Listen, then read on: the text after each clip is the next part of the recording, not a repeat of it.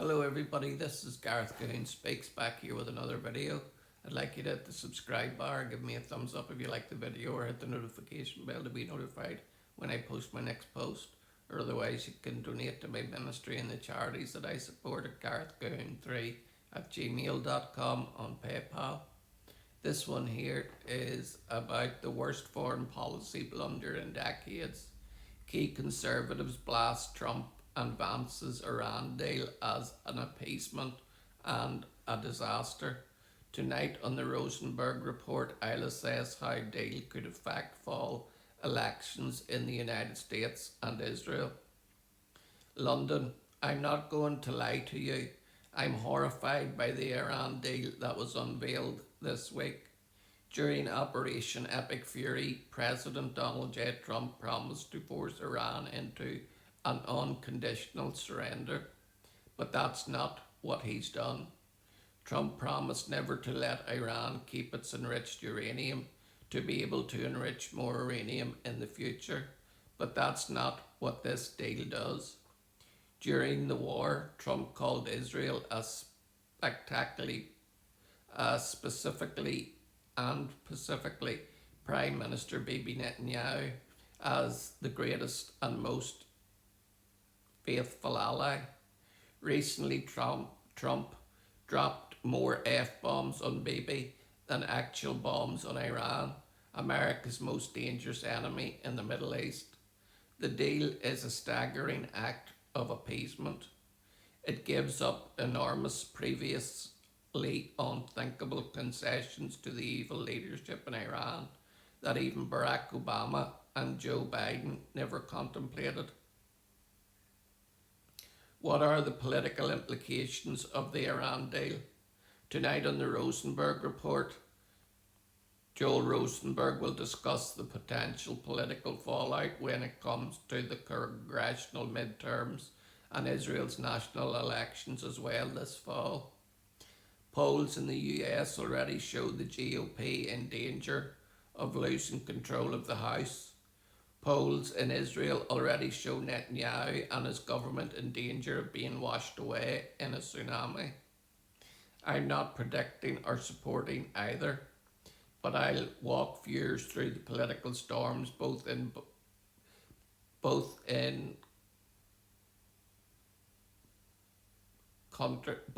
the countries and how this Iran deal could affect both.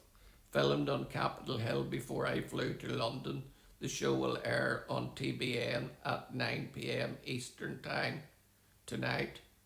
Why do Trump and Vance, the deal's chief architect, think this deal is so great? Why in the world does Trump believe this is a great deal? Why in the world does J.D. Vance, Vice President and Chief Architect of the deal, think so? Early indicators suggest that Secretary of State Marco Rubio, Secretary of War Pete Hegseth, and CIA Director John Ratcliffe were against the deal behind closed doors. Time will tell, but what were Trump and Vance thinking? For the life of me, I cannot understand the logic of this deal. None of this makes any sense. The language of the Memorandum of Understanding gives enormous concessions to Iran, but makes very few specific demands of them. I'm not happy and I'm not alone. Key conservatives blast Trump and Vance deal. Even before the ink was dry, highly influential conservative voices in the United States Senate and beyond have opened fire on the signature foreign policy decision of the Trump-Vance administration. This is the worst foreign policy blunder in decades, wrote Senator Bill Cassidy, Republican of Los Angeles, on X. Reagan is rolling over in his grave. Iran's nuclear ambitions were not curbed, and they have learned that threatening the Strait of Hormuz works and will undoubtedly leverage it in the future. Cassidy added now Iran gets to build brand new infrastructure onto the deal. Senator Ted Cruz, Republican of Texas, wrote an X, History teaches that giving billions of dollars to theocratic lunatics who want to murder us is not a good idea. I think the president is receiving some very poor advice on this deal. Nearly 1,000 Americans have been murdered by the Ayatollah and the mullahs. Cruz noted, it is not remotely in America's interest for us to pay to rebuild the capacity that we just took out. Former Vice President Mike Pence warned in multiple interviews and on social media there is no mention of dismantling the nuclear program or the ballistic missile program, and no commitment to ending support for Hamas, Hezbollah, or other terrorist organisations. But remarkably, Pence notes the Memorandum of Understanding includes immediate sanctions relief, and the moment the Memorandum of Understanding is signed, this means $3 billion a month into the coffers of Iran. It also includes a pledge of $100 billion in Iranian frozen assets being freed up based only on progress in negotiations, and requires the US and others to arrange for a $300 billion reconstruction fund for Iran. The deal with Iran smacks of the kind of appeasement that we saw during the Obama years, the kind of appeasement that Joe Biden tried to accomplish and was ignored by the Iranians, and the kind of appeasement we categorically reject during the first Trump administration. Pence warned. What are Ben Shapiro and Mark Levine saying? Ben Shapiro also scorched the deal. The Memorandum of Understanding appears to be a disaster that does not achieve any of the signal goals that were set by the administration at the beginning, said Shapiro. In my opinion, the Vice President, the chief negotiator, has not well served the President. Mark Levine, the talk radio and Fox News host, also was aghast at the language of the deal. Upon the signing of the Memorandum of Understanding, there is an immediate and permanent end to the war, and that specifically includes Lebanon. That doesn't even make any sense, wrote Levine. There are 60 days or more to negotiate a deal.